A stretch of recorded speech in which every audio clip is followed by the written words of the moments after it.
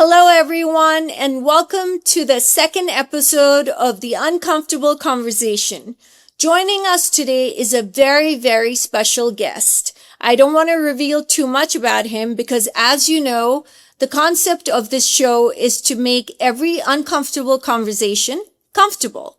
So we will wait till our guest joins us, and let me tell you, this is going to change your life forever after you listen to this episode and you think about what is discussed and conversed about our mortality in this episode. So please do watch it and leave your feedback. And we need more subscribers on our YouTube channel. So please subscribe to TUC, The Uncomfortable Conversation with Somy Ali. We need your support.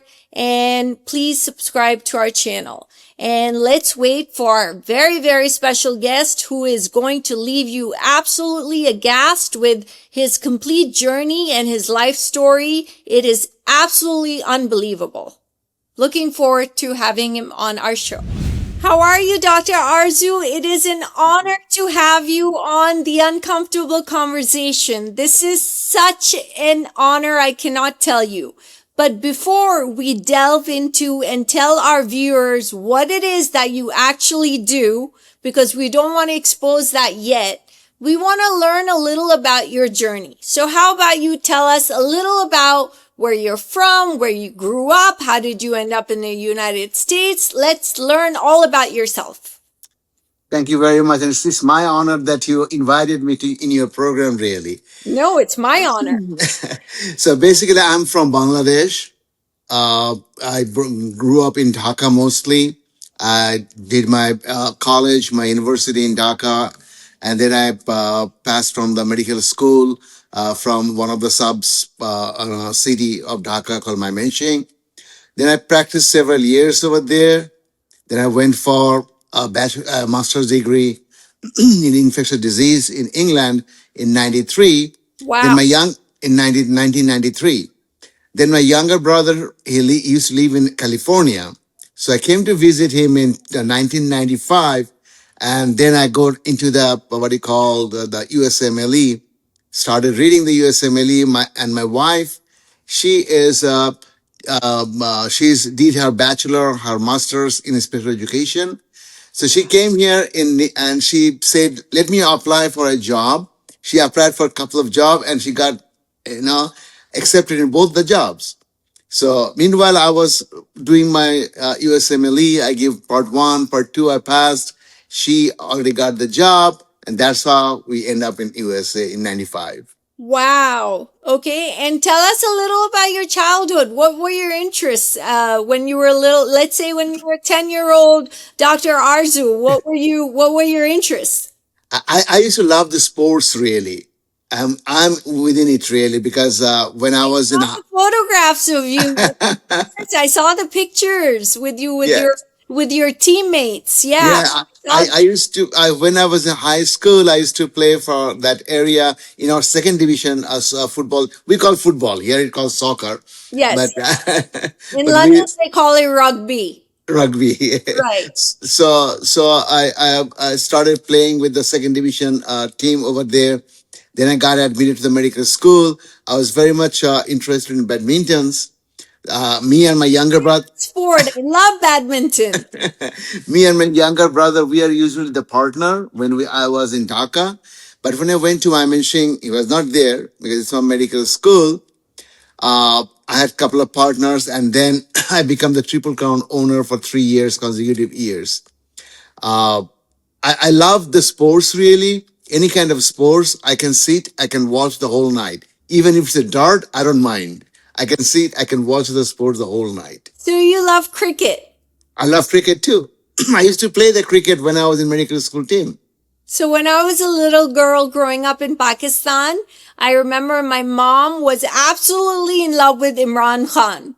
Yep. And he was like the best cricketer ever. And I remember watching, and then I remember playing cricket as a 6-year-old girl in Pakistan. And I Yeah, used to love. Imran Khan was a He was really one really of the great best cricketer. cricketers. Yeah, One of the best cricketers. So was right. Sunil Gavaskar. I mean, they were all Yeah, great. So, right. but okay. So then you enjoy sports. What other hobbies or activities do you enjoy? Mostly, I spend my time mostly in sports really. Okay. Other than I have a hobby to collect the stamps, all the stamps, the postal stamps. I used to collect the postal stamps. I have a lot. I think more than 3,000 stamps, which I Wow. which I left back home when I came here. And to make at that time we have all the what do you call we don't have the this apps, all the social media. So we Right. used to use the letters, the mailing the letters. So I Right. have few pen friends in different countries. So we have just Yeah. pen pals. So then we really share our duplicate postal stamps to each other. That was one of my passion too at that time. Okay. So tell us about how you met your wife. She is really in our same neighborhood. Although I made her Did you get married in Bangladesh or in yes, America? in Bangladesh. In Okay. Bangladesh. We Okay. got married in 1989 Okay. And in then you Bangladesh. moved what year to America? In 1995. Okay. Tell us about your education journey. So basically, in our country, we have to do the high school and then got admitted into the medical school. So I got admitted to medical school in 1977. Okay. And then I graduated in 84. We have an internship program for 1 year. I completed that. Then I joined the government job over there. Okay. So I did about 8 or 9 years. Uh, you know, it is my wife who really want me to do the all the post graduation. I was not really very much interested to do it. So she first sent me to Thailand. I did my diploma in tropical medicine from there. Wow. And then I came back, and then she went to England for her BPhil in special education. Okay. So at Queen's University, Birmingham, England. Wow.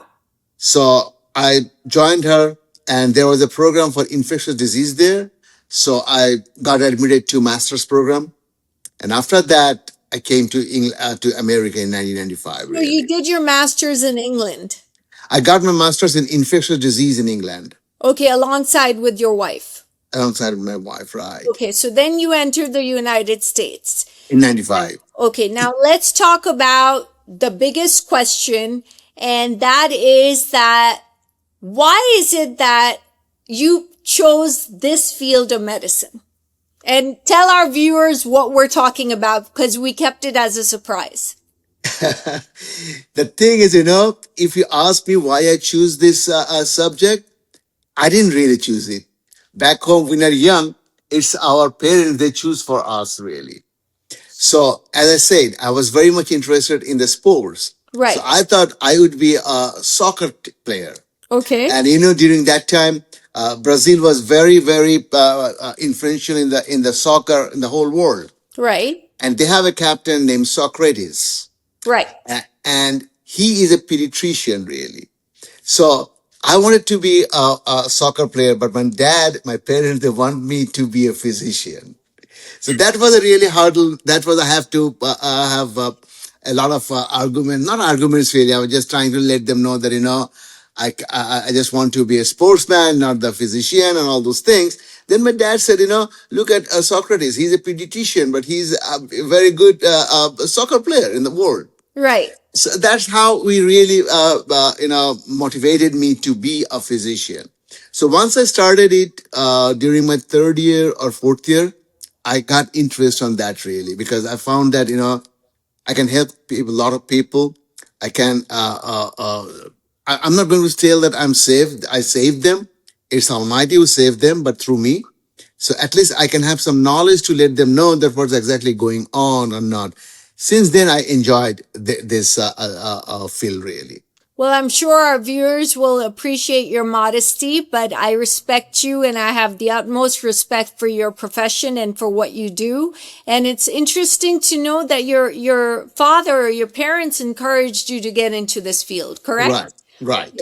So then how did you end up now to the very big question is that before we delve into what you actually do, why do you think it is people that are afraid to talk about their own mortality or other people's mortality or death in itself? What is it that scares them so much? Like say now I'm doing. Philosophical point of view. Yeah. So now I'm say my job is now as an hospitalist. Right. So I don't have any primary care physician thing. I don't have any primary office or anything. So the patient that I see is always acute in hospital. Okay. I don't know them. I don't have any idea what was their previous problem or what was their really cultural belief around those things. Do you try to find out? Yes, because there is some culture that they don't like those end of life issue to discuss. There are some cultures that really like to do all those things, and basically, it's very difficult. It's very difficult to let anyone know that what exactly is going to happen, because the person who is dying is the nearest and dearest person to the one that I'm talking to. So it's very difficult. Can you So share one example of a patient that really, really impacted you very strongly that you maybe because we're all human beings. I run an NGO and I, rescue victims of domestic violence and children who are sold into human trafficking, LGBTQ plus AI communities, and I run a nonprofit organization. It takes a toll on me when I meet with these victims and turn them into survivors. I cannot imagine the toll it takes on you, the work that you do, because I bring it home with me. I cannot not bring it home with me because after all, I have a heart and I'm a human being. So tell me, which one, is there any one individual that comes to your mind, the top of your head, like off the top of your head, that really impacted you and you felt something? To be honest with you, the one that really impacted me, it was my mom. Because when my mom was in ICU for 17 days, and the end of her life, at the end of the days, when she was still on intubated, and I know that she's not going to survive really without this life support. So we are four brother and two sister. So all of us were there. I came out from the ICU and I talked to my family members. I still remember that day. I talked to my family members. I said, if you ask me as a physician, sorry, first, if you ask me as a son, then I will say, keep my mom like this because I can see her every single day. But if you ask me as a physician, I'm just torturing her because I'm not doing anything. So I need all of your, input that what exactly I want to do. Because as a physician, I don't want to torture her. And as a son, I don't want to lose her. That was the hardest decision I ever made in my life. I cannot even imagine. And what happened? What was the outcome? What And did you decide? and I have one elder brother, my elder brother, and rest of my brother and sister. They said, okay, if her heart rate was dropping, so and we are giving some atropine to increase her heart rate and all those things. So they said, all of them said that, okay, if the heart rate now drops, we don't want to do any intervention to make it happen. That's okay. So we didn't do anything, and she passed away very nicely. Really. I'm very sorry, but the fact that you were there and she passed away peacefully, Yeah. gives me some sort of comfort. And thank you for sharing something so personal and so meaningful with not only me, but also our viewers, because I know that must have been very difficult for you to share. Thank you so much. No problem. Tell me the history of hospice care. Like, what is the history of who came up with this idea? When did this come into being? Do you have any knowledge of when did hospice care become a thing? To be honest with you, I don't have exact idea how it happened when it started because I don't do the hospice patient. I don't Right. take care of the hospice patient. But I worked for a company for about a year or so Okay. for the hospice people, and I took care of them at that time too. But as a me, I didn't like it because there is no challenge to do it. As I said, I work as a hospitalist, which is a kind of challenge to me. I feel I love that challenge really Tell because me I don't. about your work, where what you're doing now, where you say you work as a hospitalist. What is your work entail? The thing is, say a patient came to the ER, need to Okay. be admitted, Okay. and I admit that patient, but Okay. I don't know anything about the patient, Okay. not their past, any problem, any previous history, nothing. So that makes me a challenge that knowing nothing, taking care of a sick patient and make them, healthy, and send him back to home. So that challenge I love. So that's why I really love this job to do for several years.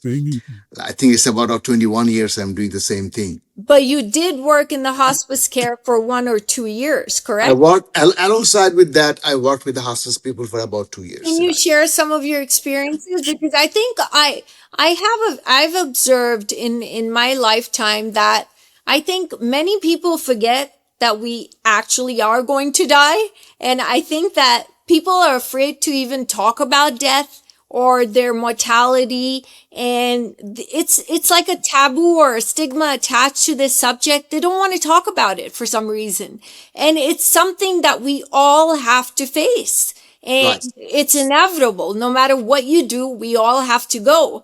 But what do you think is the psychology behind people, why they don't want to discuss this specific subject? To me, Annie, I feel like that, if you can really let the people, let the sick patient or the family member know exactly what's going on. Okay. Like that's why we have a group of people, a physician called the palliative physician. They Okay. can summarize the whole thing. Right. Because say from medicine part, someone just come and will tell you that, your dad has CHF, congestive heart failure. We're treating like this and that. Say from surgical part, from surgeon will come and say, okay, we took care of that portion of your bowel and everything is good.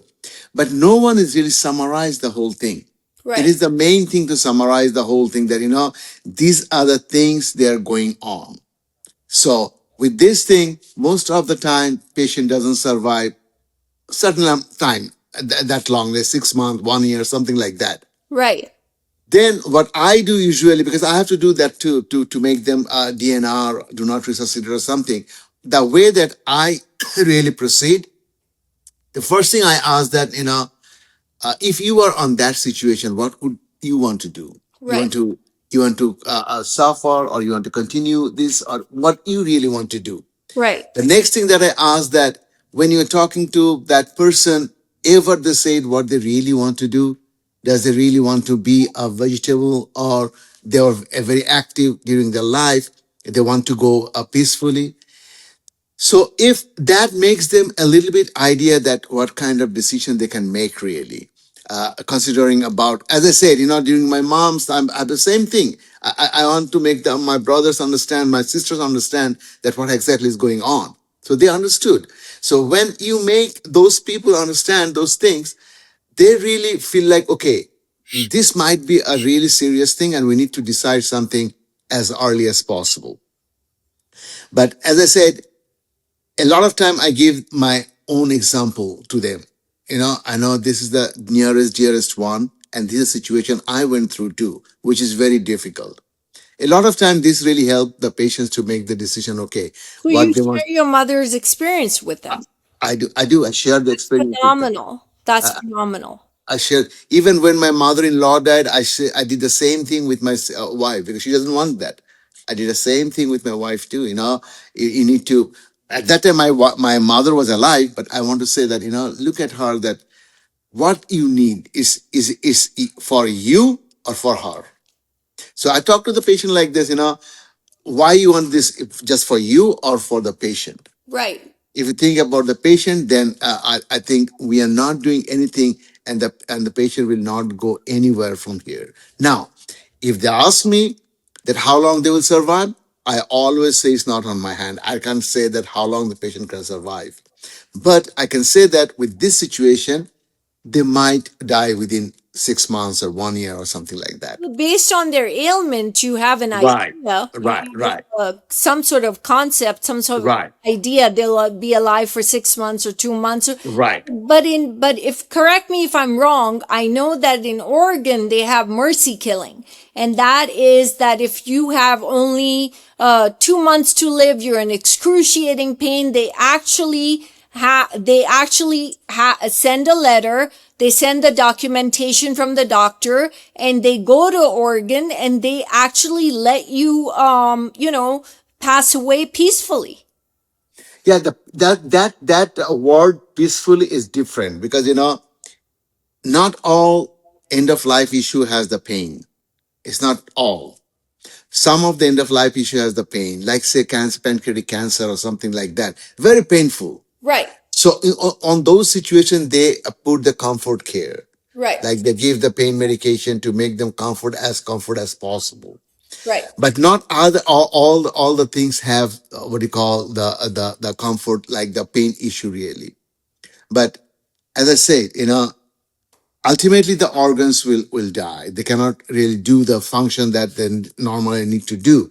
So that's how the palliative care or the hospice care goes. The two different thing is one is palliative care and another one is hospice care. They're not. Explain the difference for our viewers. The palliative care is something that say a patient have a severe congestive heart failure, Okay. and because they're not taking care of that much at home, they'll come to the hospital so frequently, and this travel is not easy really. It's not easy for the patient because it's a hassle.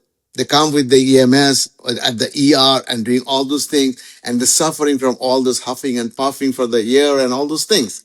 So palliative care is the part to make this situation a little bit easier at home. Like the palliative physician can prescribe, since most of them need some kind of diuretics to get rid of some of the fluid from the body. Right. So the palliative care physicians can prescribe that. So that helps the patient not to make that hassle to come all the way to the hospital and having all those things really. Right. So palliative care is continuing the treatment, but they oversight the whole thing so that the patient would be comfortable at home. Okay. So So that's I the have thing. an interesting story to tell you. It's I had when I was in college, I had a friend. She was 19, my best friend, and her parents never smoked in their life, but they're originally from Palestine, and they were in hospice care, and the father died of lung cancer. Literally a year later, the mother died of lung cancer also, but they never smoked a cigarette in their life. And but when they were in hospice care, my best friend said that it was the hardest time for her because they had signed a DNR. I have a living will. I have a DNR, and also an organ donor.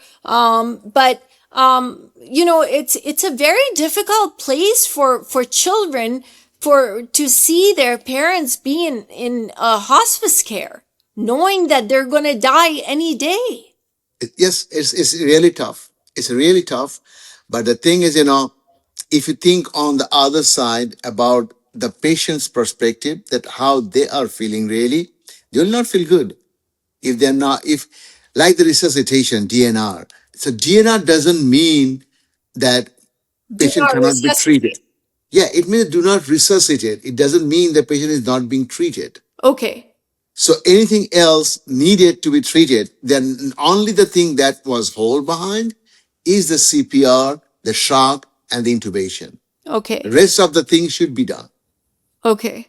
That has a wrong conception to some of us that DNR means that the hospital or the physician is not going to do anything. But in my living will, I've put that if I'm in a vegetative state, please unplug me. Do not put me on the, what do you call it? The ventilator. Ventilator. Yeah, unplug me. So I have made that very clear because I do not want to stay alive in a vegetative state. And Yeah.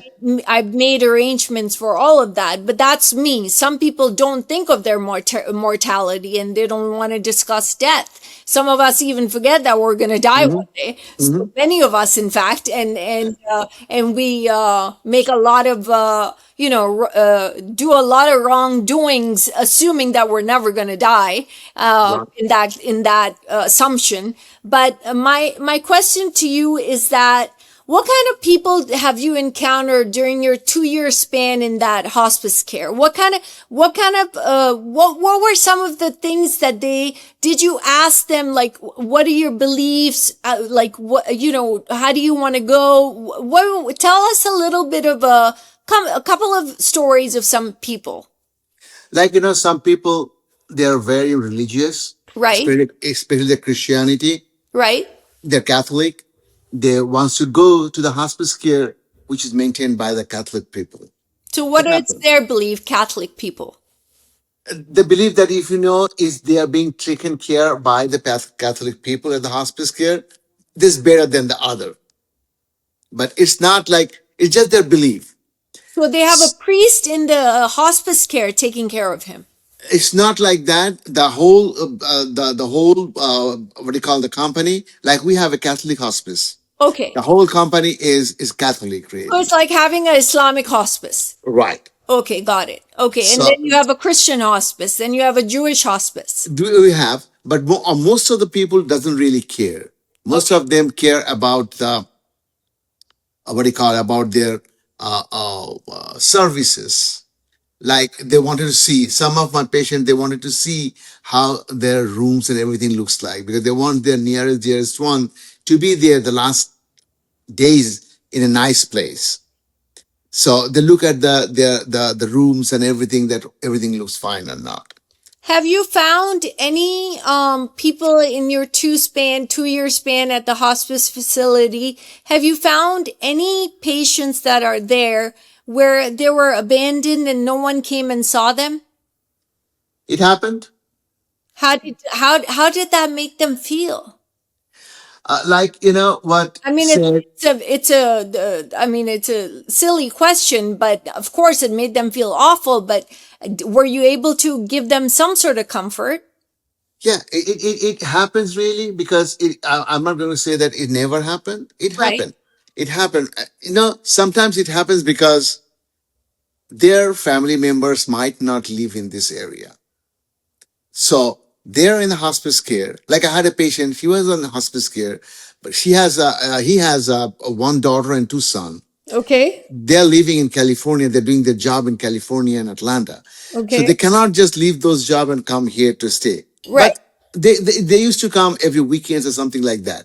Okay. So that guy was really feeling very, very, very, very, depressed. Okay. In the hospice care and the palliative care, that's another thing, another challenge that we have to face, the depression of the patient. I was going to ask you, because my background is psychology and broadcast journalism, but do you have any psychologists that come in and get Right. treatment? Yeah, we have the psychologist and the psychiatrist. So most of the cases, like these cases, we have the psychologist to look at them really and Okay. to chat with them, and then that makes it a little bit better.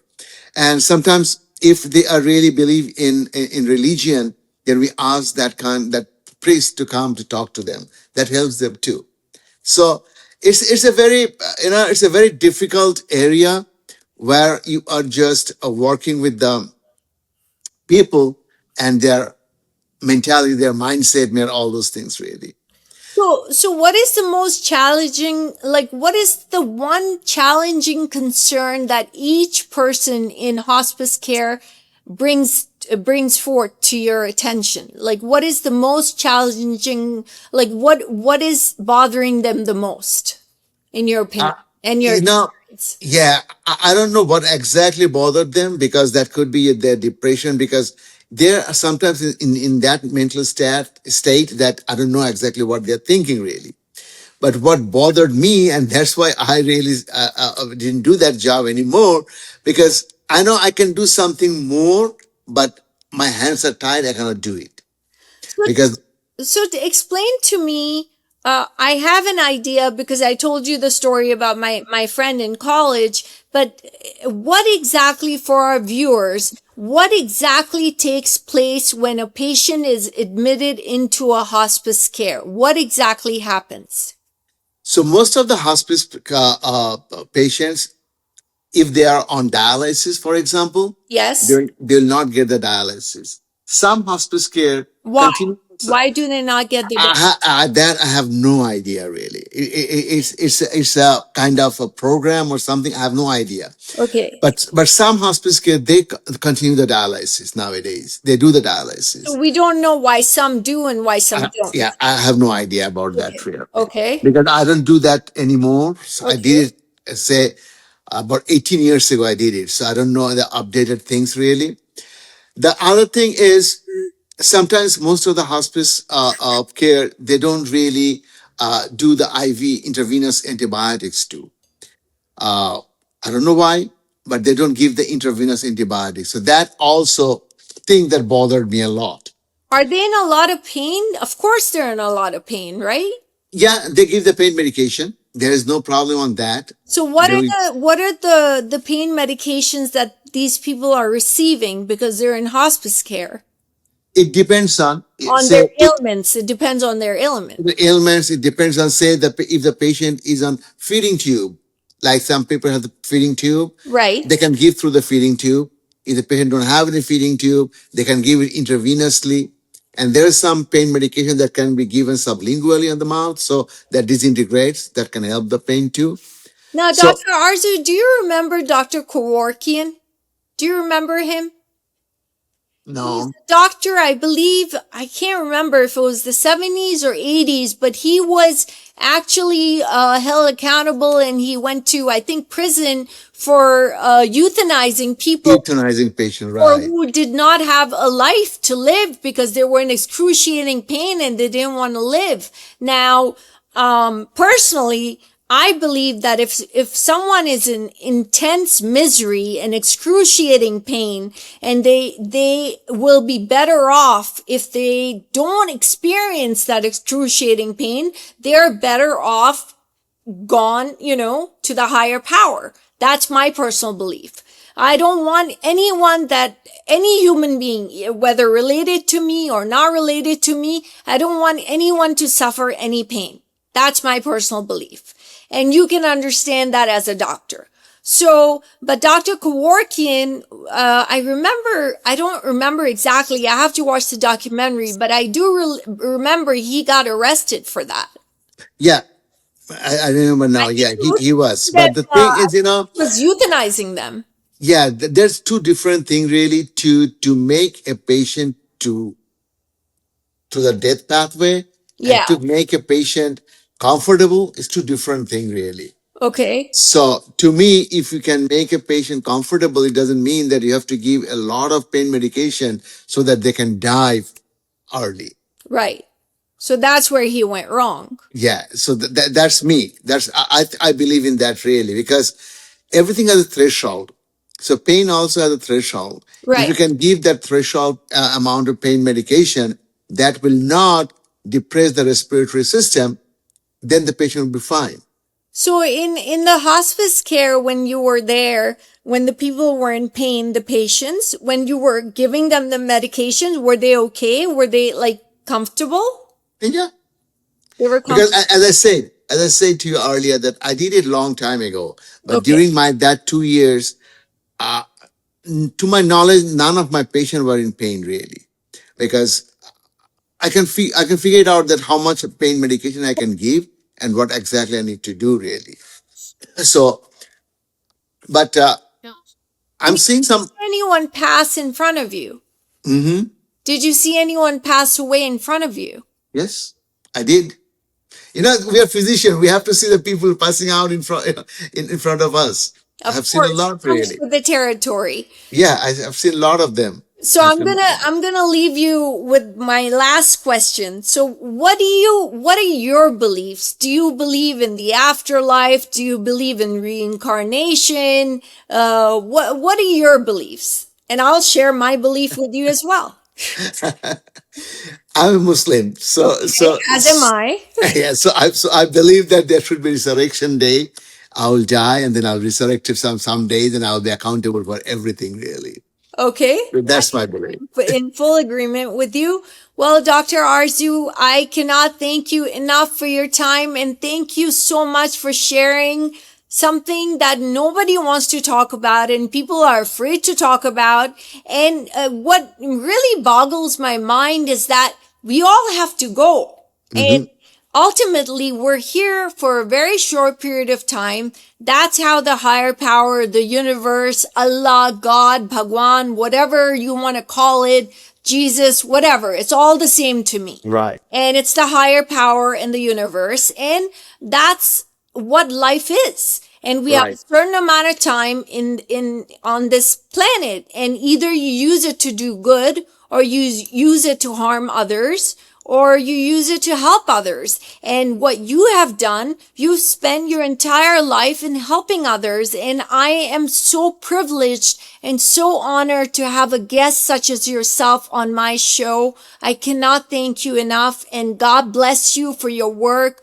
God bless your family. And I wish you the best in life. And thank you, thank you, thank you so much. Thank you very much for having me in your program. Really, Of course, we only have one. I'm not that in level, but No, no, you are absolutely, your modesty is not going to work with me. You are at that very high level. And okay. I have Thank you the very much. utmost respect for you and may Allah bless you and your family. And thank you again. Thank you so much. Thank you very much. All Thank right. you. Have a Thanks a lot. wonderful evening. Take care, You Doctor. too. You too. Bye bye.